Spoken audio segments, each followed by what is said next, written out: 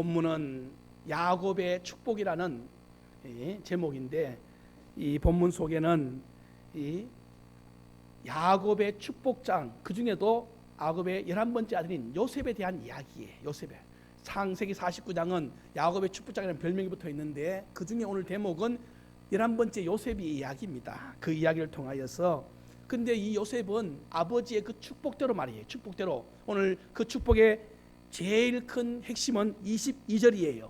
요셉은 무성한 가지가 된 축복입니다. 이거예요. 그래서 오늘 제목으로, 저는 주보의 제목으로 요셉처럼 가지가 풍성한 복의 인생 되라라는 말씀을 함께 나누고 싶은데, 요셉의 이 아버지 야곱의 축복대로 말입니다. 무성한 가지의 그 축복을 그는 받아서 그는 민족을 살리고 열방을 살리는 아주 중요한 일꾼의 역할을 감당해냅니다. 오늘 저는 여러분들에게도 오늘 이 설교 말씀을 통하여 저도 그렇고 여러분도 그렇고 이 야곱의 복이 임하기를, 특별히 야곱의 축복 중에서 요셉의 복이 임하기를 바랍니다.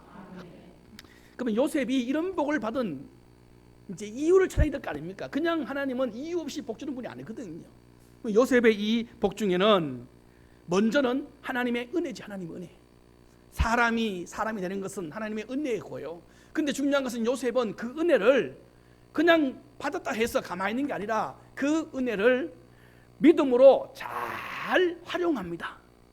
받은 말씀을 여러분이 믿음으로 잘 활용하여서 그걸 실천해낼 때 거기서 말씀대로 되는 은혜를 누리게 되는 거예요. 여러분 1월달에 받은 여러분의 생명의 말씀 있잖아요. 약속의 말씀 얼마나 지금 잘 소화시켜서 활용하고 있는가. 그냥 송구심 때 뽑을 때 말이에요.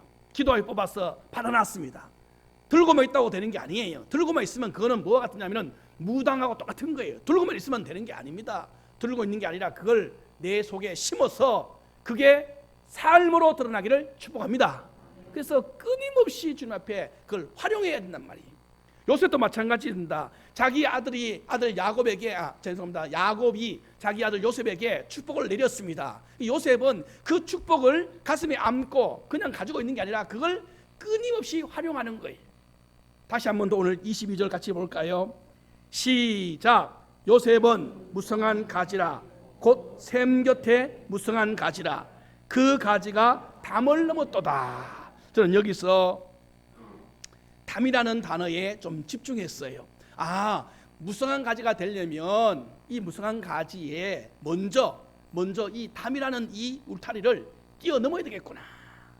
왜냐하면 무성해진다는 것은 뭐냐면 경계를 넘는다 또는 확장한다라는 뜻인데, 담이라는 게 뭐예요? 담이라는 이유가, 담이라는 그 기능은, 담이 하는 기능은 외부의 적을 보호해주는 보호의 기능도 있지만 또 한편으로는요, 밖으로 못 나가게 하는 울타리 기능도 있다고 해요. 그럴 때 저는 요셉이 자기 집안에 갇혀있는, 어쩌면은 싸고 있는 그의 울타리들이 많았어. 이걸 뛰어넘지 않아야고는 절대로 무성하게 될 수가 없어요. 그래서 저는 먼저 이 본문에서 주목하고 온 것은 담을 뛰어넘었다 할 때 이 담이 도대체 무슨 담이었냐 이 말이에요. 요셉에게 있어서의 담은 무슨 담이었을까? 그거에 대하여 주님께 구하면서 은혜를 받는 중에 주님이 주신 지혜를 함께 받아서 여러분에게 선포하며 나누고자 합니다. 먼저는 그의 인생을 쭉 돌아볼 때 제일 큰 요셉을 갈망했던 담은 감정의 담이에요. 감정. 여러분 인생, 사람은요 이성을 가진 인격체입니다. 인격체. 이성. 그 이성 말할 때는 항상 인격체라는 말을 써요. 그런데 이것만 있는 게 아니고 또 한편으로는 감정이라는 동물적인 감각도 있다고요. 근데 보통은 이성으로서 자기의 감정을 다스려서 절제를 하고 품위를 유지하고 그리고 자기의 삶을 방향을 정하는 게 보통 사람들이에요. 그런데 이렇게만 하면 참 좋은데 우리는 이것 외에도 감정이 이성을 삼킬 때가 있어요. 이성으로서 감정을 누르면 사람이 인격체 된다니까. 아무리 화가 나도요, 이성이요, 정신 차리자 하면 내 마음을 추스리고 적당한 선에서 내가 화도 적당하게 내고 또 분도 적당히 내고 또 서두르는 것도 좀 덜하고, 물론 속에 있는 것들을 없앨 수는 없지만은 조절을 할 수 있는 하나님 우리에게 준 이성은 있어요. 그런데 이성보다가 감정이 더 오를 때가 있다니까. 복받쳐 오를 때. 그때 되면 어떻게 되는지 아시죠? 감정을 앞세우면요, 우리가 경험했어 벌써, 절대 좋은 일을 만날 수가 없어요. 아무리 쉬운 일도요, 감정 앞세워버리면 굉장히 어렵게 꼬여버려요. 낭패당하는 것은 십상이에요. 그래서 언제나 우리가 일을 걸칠 때에 대부분의 원인들 중에, 많은 원인이 있지만 그 중에 상당수는 감정 조절 안 되어서 걸리는 것들이 태반이에요. 요즘은요 더해요. 길 가다가요 그냥 괜히 옆에 있는 아저씨를 신호등 잡고 있는데 폭행을 했대요. 할머니 할아버지를 폭행했대. 잡아서 왜 그랬냐 물으니까 자기도 모르게 그냥 감정이 폭풍 올랐대요. 날 꼬리보는 것 같았어. 날 무시하는 것 같았어. 전혀 그런 일이 아니거든. 어떤 사람은 감정이 높아했어요. 그냥 지나갈 것을요 홧김에 자기 집을 불지는 사람도 있고요. 참 요즘 세상을 보면서 겁나는 게 사람이라. 이게 왜 다 이러냐 하면은 이 분노 조절 장애에 대한 우리가 병들어 있기 때문에 이런 것들. 그런데 보실래요? 요셉은 보세요. 요셉도 감정도 살고 싶었으면요 얼마든지요 살았을 거예요. 저는 요셉의 감정 조절의 능력을 몇 군데서 찾아냈어요. 먼저는 아버지의 사랑을 독차지한다는 이유로 형들의 미움을 사서 애굽 노예로 팔렸을 때 말이에요. 여러분 생각해 보십시오. 내가 만약에 그런 인생 됐다 해보세요. 그것도 이제 나이가 뭐 많지도 않아요. 많으면 17살, 적으면 15살 청소년기, 이제 중학교, 고등학교 1, 2학생 그 정도밖에 안 된 그런 학생을 형들이 말이에요 작당을 해서 나를, 그것도 그 동네가 놔둔 게 아니고 아예 먼 나라로, 그냥 아버지 못 만나도록 먼 나라로 나를 팔아버렸다. 그러면 그 사람의 인생이 어떻게 될까요? 그 속에 그 사람이 남는 게 뭐가 남아요? 만약에 그때 감정대로 살았다 해보시면 이렇게 만든 형들 원한과 원망으로 매일 밤마다 복수의 칼을 갈면서 살았을 거 아닙니까? 두 번째, 그의 감정에 또 폭받치는 일이 하나 더 있었어요. 보디발의 아내 집에, 보디발의 집에서 노예로 살 때 그 안주인의 모함으로 짓지도 않는 죄를 짓고 감옥에 갔을 때, 여러분 노예로 사는 것도 지금 억울해 죽겠는데 짓지도 않는 죄까지 지어서 감옥까지 갔다. 감옥까지. 여러분 이때 만약에 감정적으로 대처했다면 그는 어떻게 했을까요? 짓지도 않는 죄를 뒤집어 씌운 그 안주인을 저주하면서 아마 감옥 속에서 어찌할 수 없어서 저주하면서 살았을 겁니다. 그리고 또 한 번 요셉의 감정을 폭발치게 하는 또 하나의 사건, 우리가 그냥 스쳐 지나가지만은 사실은 굉장히 요셉에게 안타까운 감정이 폭발치는 일이 한 번 더 있었어요. 그것은 바로 수감 중에 술 맡은 잔원장과 떡 맡은 간원장이 꿈을 꿨을 때 술 맡은 간원장에게 꿈을 해석해 주면서 뭐라는지 아세요? 우리 한번 성경 한번 찾아볼래요? 자, 성경 한번 찾아보십시다. 창세기 한번 가보십시오. 자, 40장에 40장 40장 잘 보십시오. 40장 14절 창세기예요.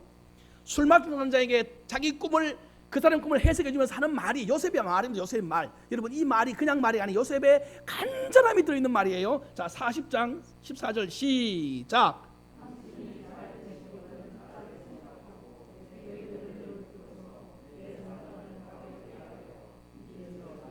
계속.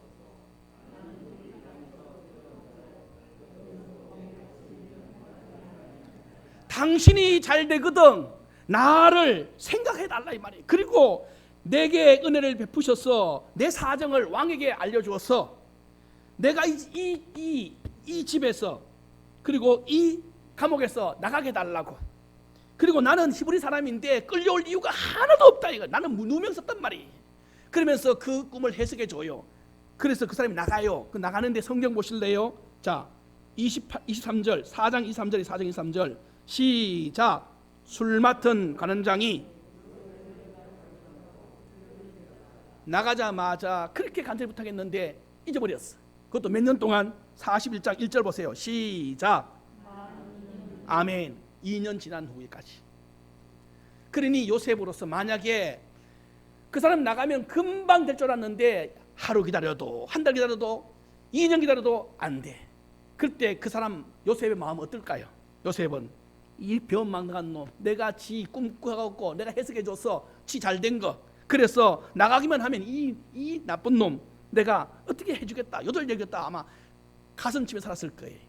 그런데 보세요, 아버지의 사랑을 빼앗겼던 그 형들에 대한 미움증, 노예로 팔려온 상태에서 누명 쓴 그 아픔들, 그리고 틀림없이 나한테 그렇게 해주겠다고 약속까지 하고 나간 놈이 그 배반한 그 배신에 대한 그 감정들.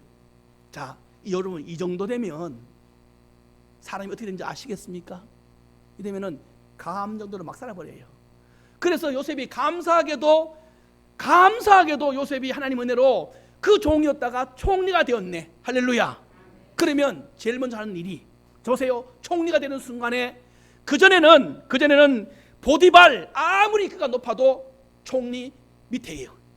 그전에는 총리 위에, 자기가 밑이니까 보디발이 자기 위에였고, 술 같은 거는 자기 위에였고, 형님이 자기 위에였어. 그런데 총리가 되고 나니까 전부 그 사람들이 자기 발 밑에 내려와 있었어.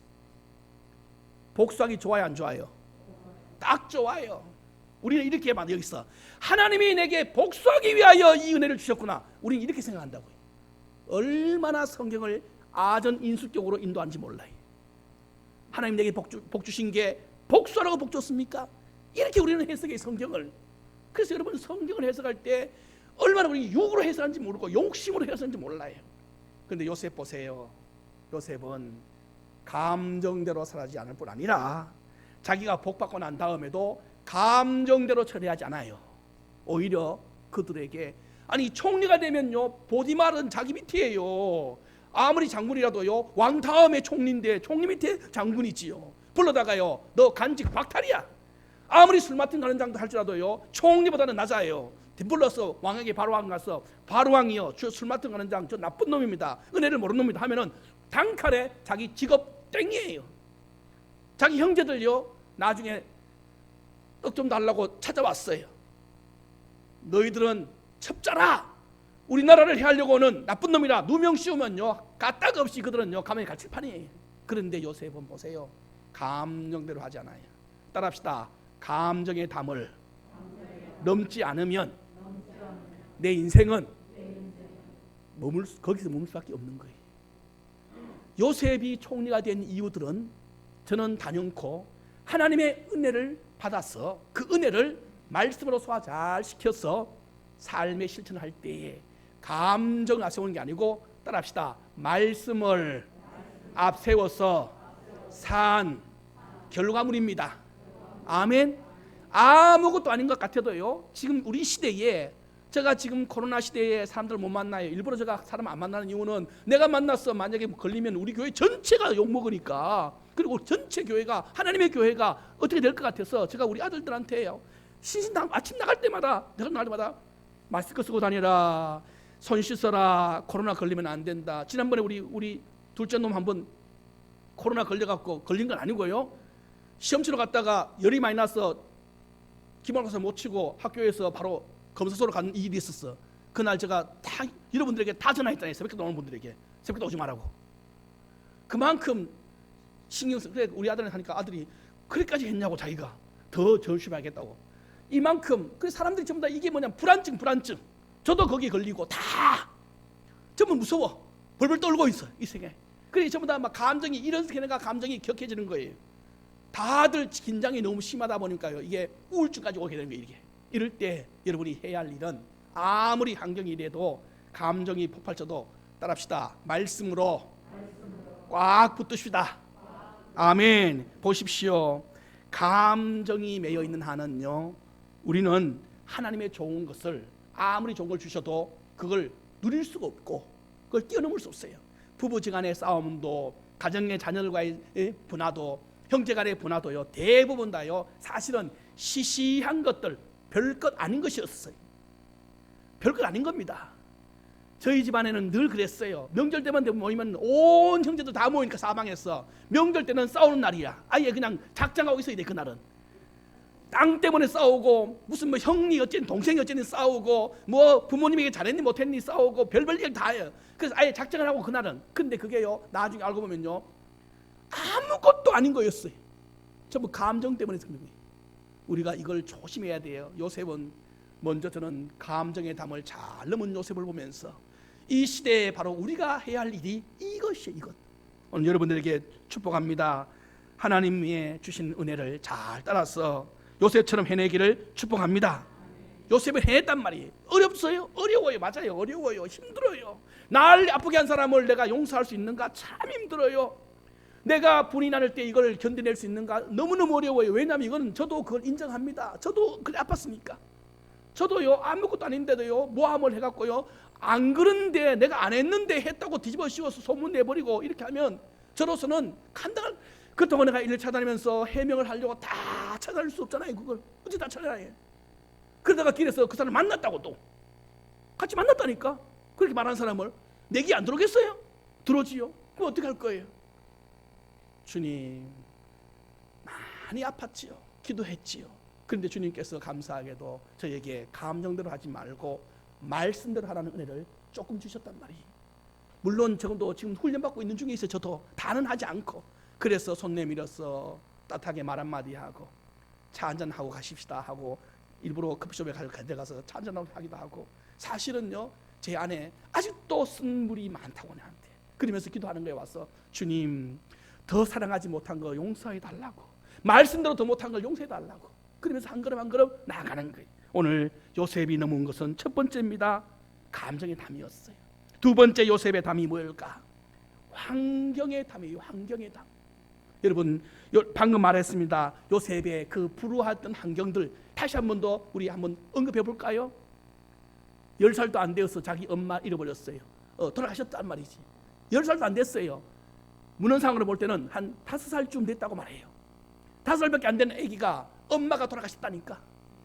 그리고 자기 위에는 배다른 엄마들이에요. 3명이나 있어. 3명이나 더. 그리고 자기 위에 11명 형제 10명이 형제 10명. 그러니 거기서 치여갖고 얼마나 힘들었겠냐고. 그런데다가 청소년기에는 노예 생활했지요. 또 억울하게 누명 썼지요. 이 정도 되면은요 사람이 어떻게 되는지 아십니까? 제가 만나본 분들이나 책을 보고 찾아낸 문헌을 보면 사람이 환경이 최악으로 거들으면 어떤 일이 나냐면은 불안해지고 불평이 많아지고 그리고 불만이 가득 찬 인생의 인격의 삼중고를 겪게 된다. 이거는 제가 문헌에 봤어요. 심리학자들이나 이 병원에서 병리학적으로 의학적으로 말한 거예요. 불만, 불평, 불안, 삼중고의 인격 장애가 온답니다. 이런 사람들의 특징은 사회생활, 직장생활, 가정생활 사실 굉장히 힘들어요. 사람이 무섭기 때문에, 무슨 일을 하든지 자신이 없기 때문에, 그리고 자기가 세상에서 제일 불행하다고 느끼는 사람들. 그러면서요 꿈은 고사하고 하루하루가 생지옥이라고 말해요. 제가 만나본 학생 한 명 중에는 이런 불안한 환경에서 그 학생이 나한테 뭐라는지 아세요? 전사님, 저는요 북한이 빨리 쳐들어왔어요. 이 나라를 망하게 했으면 좋겠대. 왜 그러냐고 그러니까 같이 망해 죽고 싶었어. 뭔 말인지 알지 이 말이. 우리가 너무 힘들면요 전쟁으로 나기 원해요. 그리고 그 학생이 하는 말이 학교에 불렀으면 좋겠대. 왜 불러면 좋겠냐니까 다 타버리게. 현실 불만형이야. 이런 이야기를 저는 학생한테 쭉 들었어요. 그 이야기를. 근데 이게 문헌에 있더라고. 문헌에 상담일지예요. 이런 기록물이요 많아요. 이런 것들이. 보세요. 환경은 우리를 이렇게 어둡게 만들고 아프게 만들고 환경에 담을 띄우는 것은 좀처럼 힘들어요. 그런데 중요한 것은 많은 사람들은 여기에 막혀 있어요. 여러분 요즘 청소년들, 아니 청소년뿐 아니라 젊은이 장년까지 우리가 알죠. 특별히 청년들에게 왜 옛날에는 삼포라 삼포 시대, 3가지를 포기하며 사는 시대. 뭔지 아십니까? 연애, 결혼, 출산.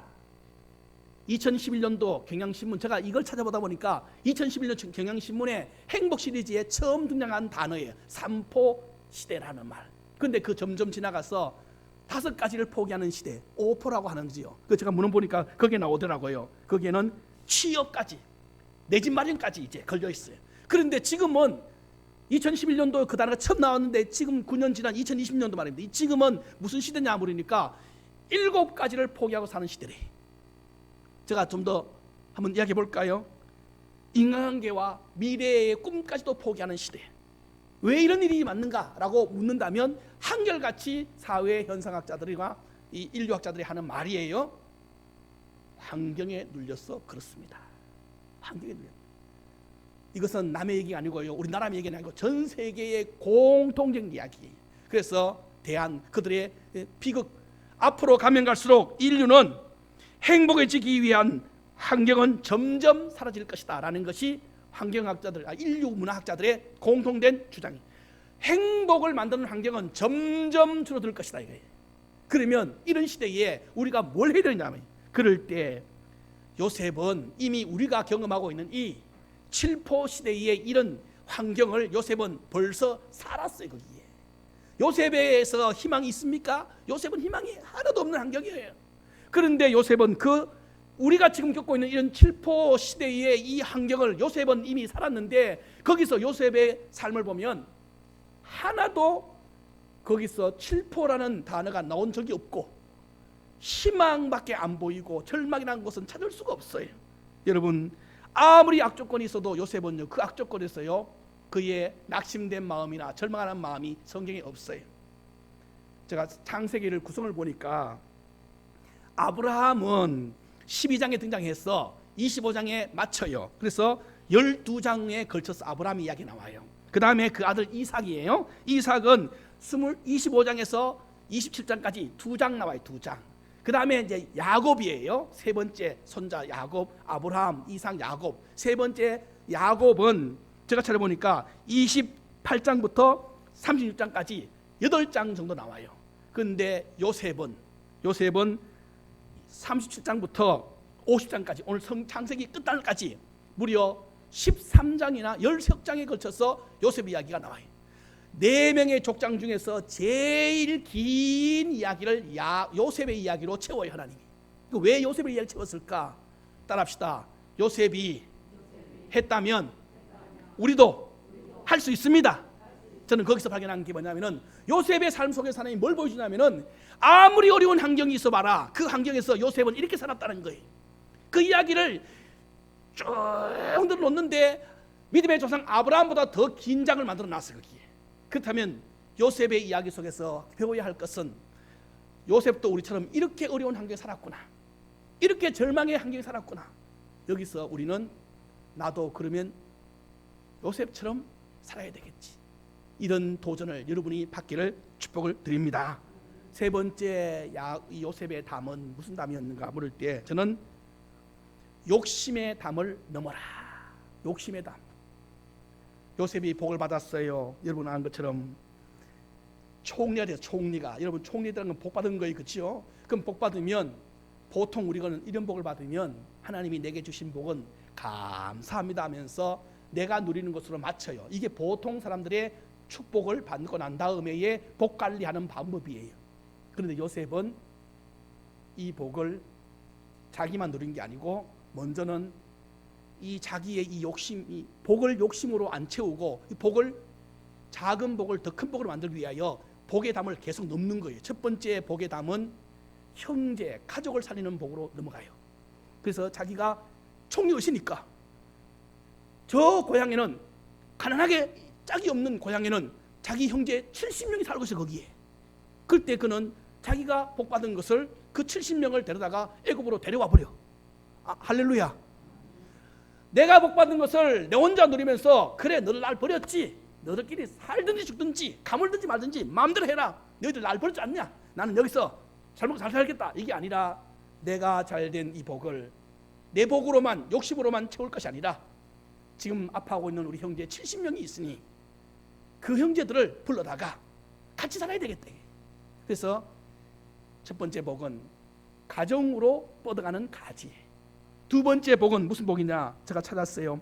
자손에게 뻗는 복이었어요. 여러분 요셉의 이 이야기 속에서요, 야곱의 아들이 12명이에요. 그래서 야곱이 이스라엘입니다. 이스라엘인데 이 12명이 야곱의 아들이에요. 족장들. 그래서 12지파로 해요. 근데 야곱 시대에 오면 야곱이 낳은 아들이 누구냐면 에브라임과 므낫세예요.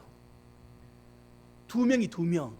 근데 이 두 명이 야곱이 자기의 손자예요. 두 명은 요셉의 아들이니까. 그런데도 12지파의 이름 속에는 에브라임 지파 한 지파, 므낫세 지파 한 지파를 넣어요. 그리고 원래 12지파에서 한 지파를 빼요. 레위 지파를 빼요. 레위 지파가 빠지니까 11지파밖에 안 돼요. 그러니까 거기에다가 하나님은 요셉의 두 아들을 한 몫씩을 줘버려요. 다른 형제들은 암만 복을 받아도 한 지파밖에 안 받아요. 근데 요셉은 따라합시다. 형제 중에서 뛰어난 정수리가 되었도다.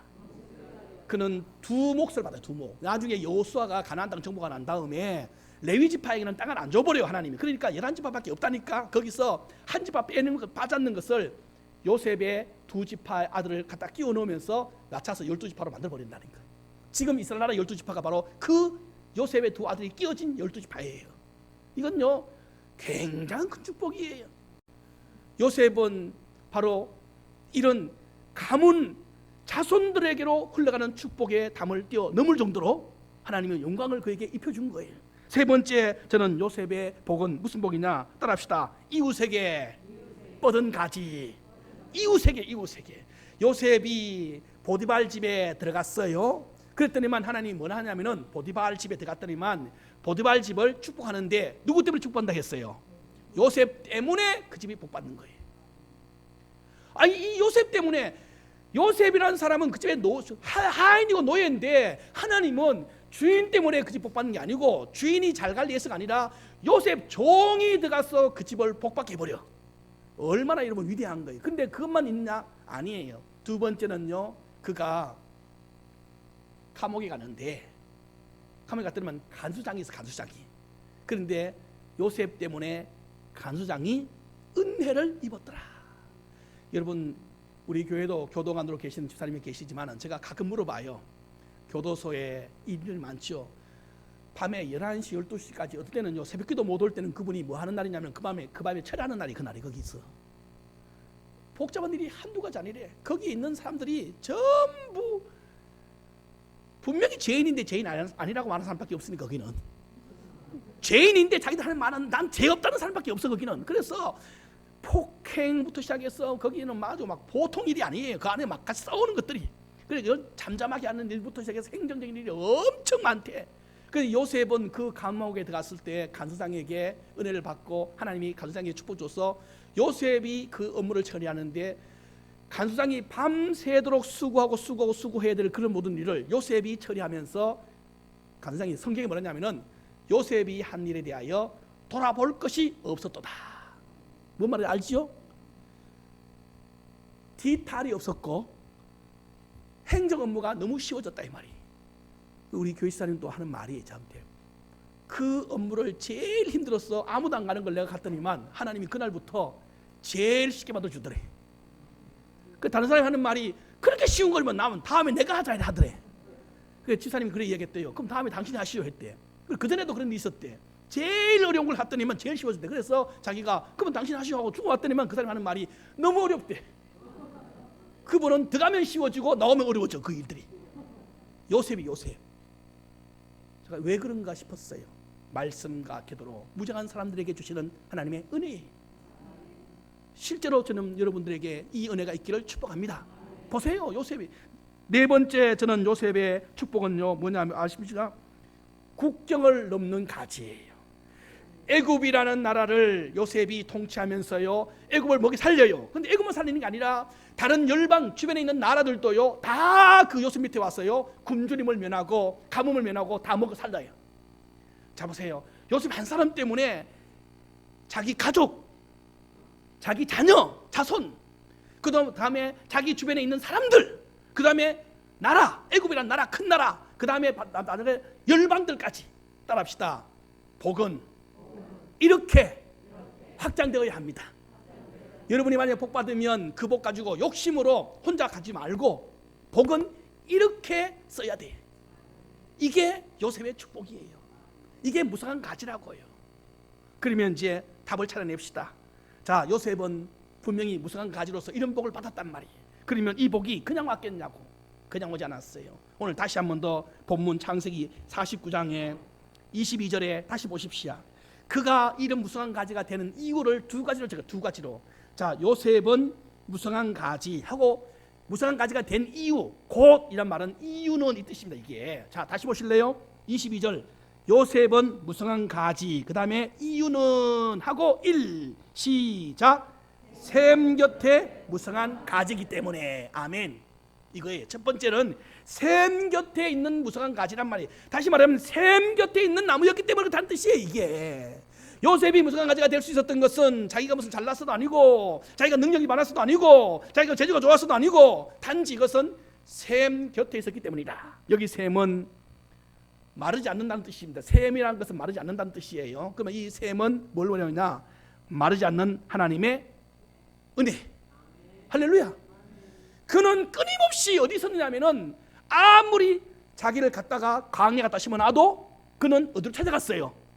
하나님의 은혜로 찾아간 거예요. 다시 할게요. 형들이 자기를 갖다 팔았어. 광야라는 곳에 팔았어요. 그럼 거기는 물이 없어요. 그런데 거기서 그는 물 없는 광야에서도 그는 뭘 찾았어요? 하나님의 은혜를 찾았다. 하나님 은혜. 거기서도 하나님 은혜의 셈을 찾았단 말이에요. 노예로 팔려갔어요. 노예로. 그래서 거기 노예뿐 아니라 이제 억울하게 감옥에 갔다면 감옥에는 메말라도 보통 메마른 땅이 아니에요. 근데 거기서도 따라합시다. 거기서도 그는 하나님의 은혜 찾아갔습니다. 그는 끊임없이, 여러분, 저는 이걸 갖고 영적 회귀 본능이라고 붙여요. 영적 회귀 본능. 회귀 본능이라는 것은 뭐냐면 연어를 이야기해요. 연어는 태어나면 자기는 태어난 그 장소에 바다에 천지로 가도 언젠가는 반드시 자기가 마지막에 생을 다하고 새끼를 낳을 때 되면 그는요 아무리 멀어도요 그 바다에서 자기가 태어난 그 본능 회귀를 따라서 자기 고향으로 돌아옵니다. 오다 보면은 곰들이 중간에서 끼어서 그걸 잡아먹으려고 하고 있고 사람들이 낚시를 나서 그걸 잡아먹으려고 해도 다 알아요. 그들은. 그래도 그는요 죽는 한이 있어도 따라합시다. 회귀 본능을 거스르지 않습니다. 아멘. 전 여러분들에게 여러분의 영적 고향이 어디입니까? 여러분이 가야 할 마지막 최종지가 어디예요?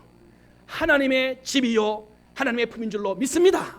그러면 여러분이 천지에 가 있어도 세상 끝에 가 있어도 고난의 끝에 가 있어도 절망의 끝에 가 있어도 여러분들이 찾아와야 할 것은 하나님의 은혜의 셈이에요. 요셉은요 보세요. 그렇게 셈 곁으로 그는 눈물을 흘리면서도 찾아갔어요.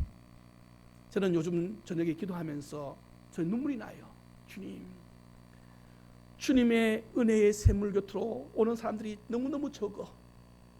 저 자신도 봐도 자주 여기를 못 찾아오는 거예요. 그래서 제가 주님 앞에 기도하는 주님, 시간 날 때마다 틈날 때마다 정말 절망일 때마다 하나님의 은혜의 샘을 구하게 하여 주옵소서. 거기 가야 그 물을 마시고 거기 가야 거기서 내가 생명을 살고 생명 사는 뿐 아니라 무성한 가지로 자랄 줄로 믿습니다. 근데 많은 사람들은요 생명의 샘을 찾지 않아요.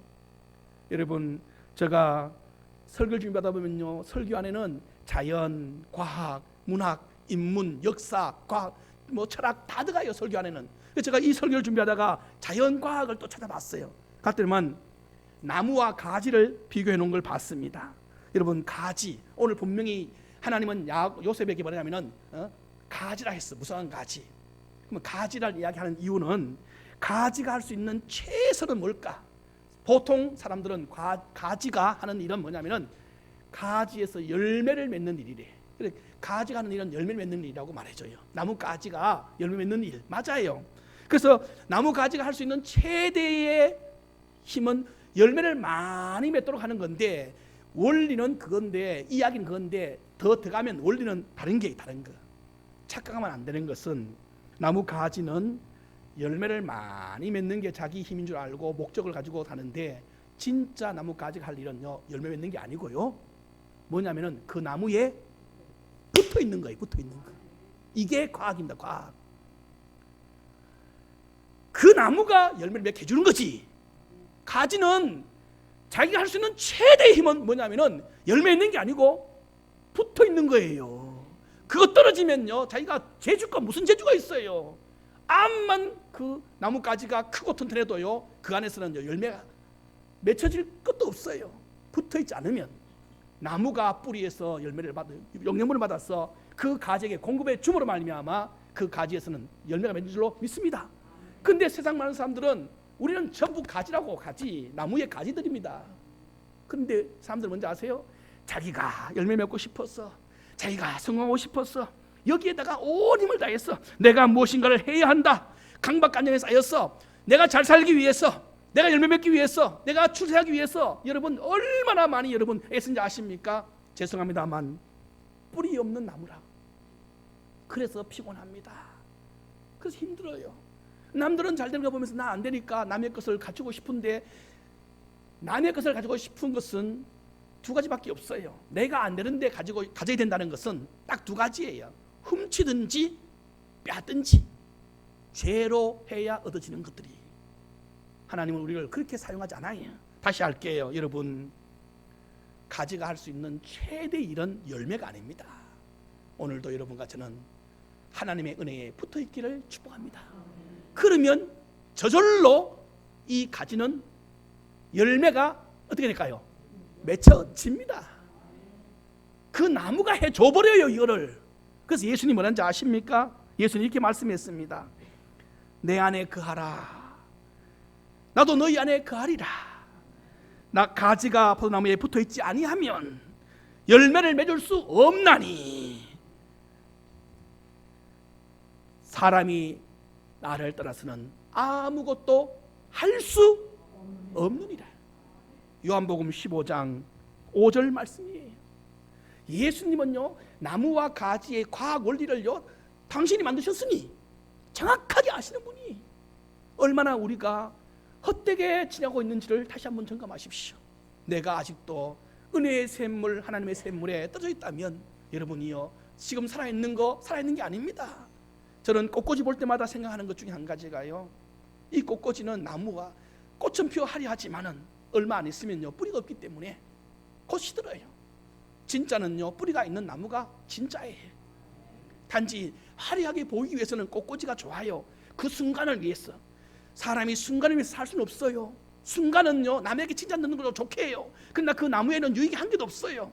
진짜는 좀 더디고 좀 모나고 좀 부족하고 좀 보기 싫다 할지라도 뿌리가 있는 나무가 진짜 나무고, 그게 소망이 있는 삶이에요. 잊지 마세요. 오늘 요셉이 무성한 가지가 될 수 있었던 첫 번째 이유는 한 가지, 샘 곁에 있는 가지였기 때문이다.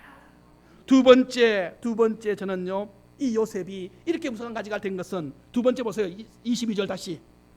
곧 샘 곁에 무성한 가지를 하고, 그 다음에 그 가지가 시작 담을 넘어. 무성한 가지가 될 수 있었던 것은, 집안에서는 무성한 가지가 될 수가 없어요. 아무리 무성한 가지가 되고 싶어도 작은 공간에서는 될 수가 없어. 무성한 가지가 되려면 확장성이 있어요. 확장성. 확 넘어져요. 담을 넘었대요. 담을. 아까 담을 이야기했습니다. 우리가 그 담들, 감정의 담을 넘고 환경의 담을 넘고 욕심의 축복의 담을 훨씬 넘어서서 오늘 여러분과 제가, 하나님의 축복은 움켜잡는다고 많아지는 거 아니에요. 여러분, 우리는 자꾸 이렇게 생각합니다. 내가 왜 가난하지? 내가 너무 낭비해서 그렇다. 여러분, 이게 우리 세상이 말하는 저축의 비법이에요. 제가 이걸 틀린 말은 하지 않아요. 세상은 뭐라냐면은, 세상은 움켜쥐고 안 써야 부자 된다고 말해요. 그 말도 틀린 말은 아니에요. 철학적으로나 논리적으로는 맞는 말이에요. 그런데 영적으로 볼 때는 죄송합니다만 틀린 거예요. 그건. 성경은 뭐라는지 아세요? 움켜쥐지 못해서 내가 가난한 게 아니라고, 나누지 못해서 내가 가난한 것뿐이에요. 이렇게 말하면요, 너무나 이상해, 하나님 말씀은. 그럼 제가 여러분에게 예를 한번 들어볼게요. 예를. 성경이 뭐라 하냐면은 잠언 11장 24절에 이렇게 말해줘요. 흩어 구제하여도 더욱더 부하게 되는 일이 있거니와 가도히 아껴도 가난하게 될 뿐이라. 자, 이 말은 이런 말이에요. 유대인들의 이 생활 환경 같이 가는데, 여러분, 사람은 혼자 살 수 있어요, 없어요? 절대 혼자 살 수 없어요. 반드시 누군가의 도움이 필요해야 안 도움해요? 필요해요. 자, 그러면 유대인 어머니가 아들에게 가르치는 거예요. 이제 집을 떠나는 아들에게 다시 말해서 직장을 가는 아들에게 가르쳐요. 이렇게 유대 교과서에 나오는 이야기입니다. 학교 교과서에 나오는 한 대목이에요. 유대 어머니가 아들을 출가시키면서, 다시 말해 출가가 여기서 결혼하는 게 아니고 직장을 따라 보내면서 젊은이에게 아들아 나가거든, 너는 돈을 벌거든, 너가 쓸 수 있을 만큼은 너가 준비하고 미래를 준비하고, 그래서 세 가지를 준비하는 것들은 돈을 쓰면 이렇게 말해요. 첫 번째는 하나님에게 드릴 것을 위하여 돈 벌고, 그래서 주일날 교회 올 때마다 성경은 구약에는 말합니다. 빈손 오지 말아요. 그래서 반드시 그들은 하나님께 드릴 걸 위해서 돈을 벌어요. 두 번째는 너희의 하나님을 위한 영광을 위해서 준비하기 위해서, 준비하는 공부를 하기 위해서, 준비하는 자격을 닦기 위해서 돈을 벌고, 세 번째는 이웃에게 나눠주기 위해서 돈을 벌고, 이 세 가지 가치예요. 그러면서 하는 얘기가, 봐라 너는 혼자 절대로 못 산다. 너가 번 돈을 가지고 너만 가도히 아껴봐라. 너가 번 돈이 100만 원이다 하면 100만 원을 가지고 안 쓰고 안 먹고 아끼고 남은 안 주고 내 혼자 아끼고 아껴봐라. 그럼 100만 원 안에서만 너 산다. 그런데 말이야, 너 봐라, 그 돈 100만 원 중에서 너 쓸 거 모아놓고, 말하지 세 가지 할 것을 모아놓고, 그 다음에 이웃이 있으면 좀 도와주면 내가 어려움이 반드시 온단다. 나에게 반드시 사람이 필요할 때가 온단다. 그때 그 사람이 가지고 있는 그 물질도 내 것으로 사용할 수 있단다. 그게 뭔지 알아요?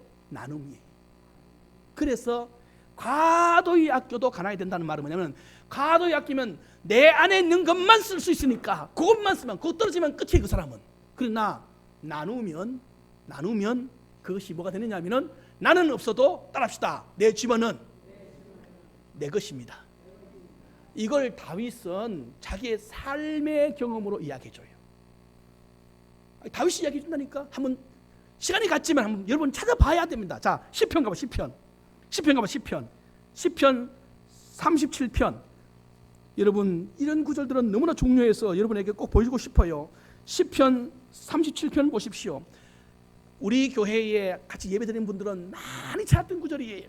다윗은요, 방금 말한 이 경험, 과도히 아껴서 가난하게 되고 나누어서 부자 된 이야기를 정확하게 이렇게 얘기해 줍니다. 자기의 경험입니다. 경험. 시편 37편 찾았습니까? 25절부터 자 한번 보세요. 25절부터 26절까지 시작.